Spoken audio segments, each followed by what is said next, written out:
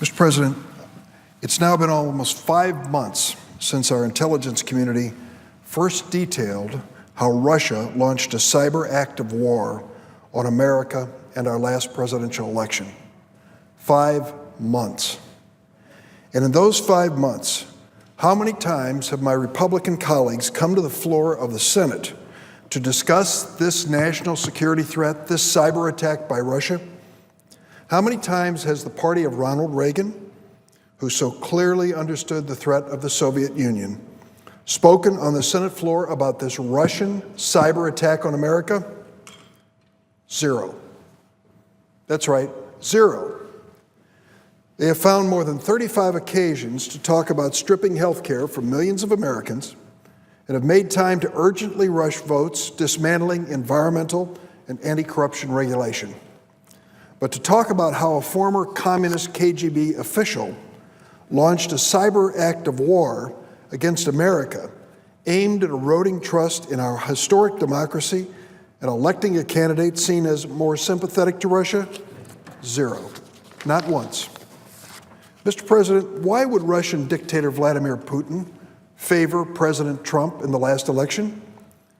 Well, I just returned from a week visiting our allies in Eastern Europe, and I can tell you, they're puzzled by this too, and they're worried. They're worried that Donald Trump, the new president, is already advancing and will further advance policies sympathetic to Vladimir Putin's dangerous agenda, specifically weakening the Western Transatlantic Democratic Alliance. Regardless of the partisan leanings of who was in government in the nations I just visited, populist, social democrat, conservative, liberal, their concerns in each of these nations, Poland, Lithuania, and Ukraine, were the same. Is the United States' history of championing democracy and collective security in Europe ending? Are we backing away from those values and commitments just as Russia is more aggressively challenging them? Is the American president really using phrases like, quote, enemy of the people, close quote, to describe the free press in America? You see, the countries that I visited were once in the Eastern Bloc, Warsaw Pact, or Soviet Union. They're familiar with that term, enemy of the people. That was a term that was used by Soviet dictator Joseph Stalin that was so ominous that Soviet Premier Nikita Khrushchev later demanded that the Communist Party stop using it because it eliminated the possibility of any kind of ideological fight. Think of that. Here was Khrushchev saying, stop using a Stalin term, enemy of the people, it's too divisive. And now it's being used to describe the media, a description that's been offered by the new president of the United States. And are the Trump administration's bizarre blinders to Vladimir Putin's aggression and true nature and the silence of too many of his colleagues on this danger a harbinger of some kind of Western retreat when it comes to Russian aggression? This is hard to believe it's happening in 2017. President Trump has called NATO obsolete.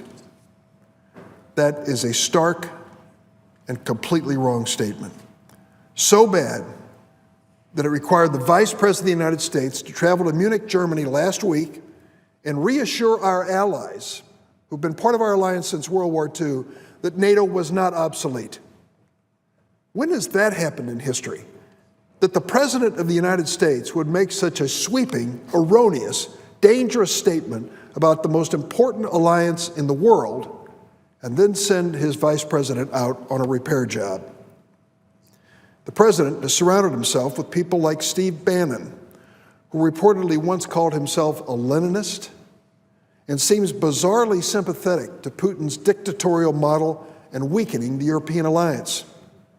And it turns out that the just resigned National Security Advisor, General Michael Flynn, the one who was fired by the previous administration, the one who led chants unworthy of a great democracy about locking up Hillary Clinton, was in fact speaking to Russian officials before he or Donald Trump had taken office, and suspiciously just after President Obama imposed sanctions on Russia for its attack on our election.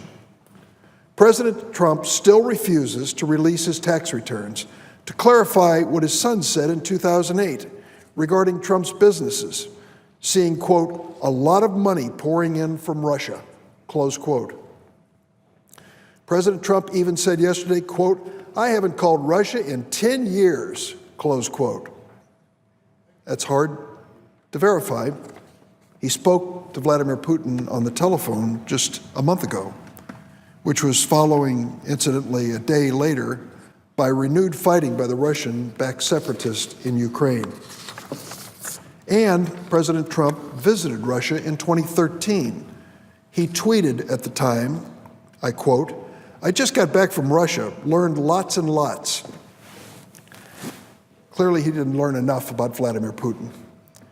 And as if that wasn't enough, this president still refuses to acknowledge Russia's attack or to criticize Vladimir Putin. Mr. President, you see, the President of the United States has trouble, a real habit of lashing out at everyone and anyone involved in a perceived slight, a dangerous and unbecoming behavior when granted the privilege to be president of this great nation.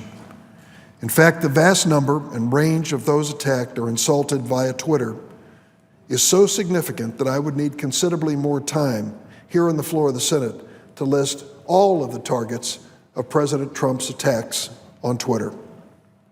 So if you make any criticism or joke about President Trump, make any perceived slight, run a department store, lead a labor union, do just about anything, you may be a victim of one of his Twitter attacks. Except, of course, if you happen to be a former communist KGB official who now leads Russia, a nation that recently attacked our election. How is it possible? How is it defensible? How is this not an abdication of the president's responsibilities? Mr. President, Russian President Putin launched a cyber attack of war on the United States and its democracy. November 8th, 2016 is a day that will live in cyber infamy because of this Russian attack on the United States of America. President Putin interfered in our election and tried to influence the selection of the American people in choosing their leader. The evidence is overwhelming. It's been available in increasing amounts for almost 5 months. The White House is silent, in denial. Republican senators are largely silent, and not one of them has come to the Senate floor to even address this issue. Meanwhile, Vladimir Putin continues his aggressive military, cyber, disinformation campaign throughout Europe. Just last week, the Washington Post reported that the White House led an effort to discredit news stories that described contacts between the Trump campaign and Russian government officials. The House Intelligence Committee chairman, Congressman Nunes of California, Republican, went so far as to dismiss these claims of Russian interference in the campaign for President of the United States and to condemn the leaks that have brought this information to the attention of the American people.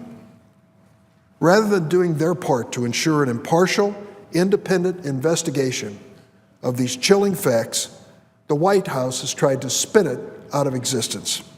In fact, yesterday it was reported that White House press secretary asked CIA Director Michael Pompeo and the chairman of the Senate and House Intelligence Committees to help discredit news articles about the Trump campaign aide's contact with Russian officials.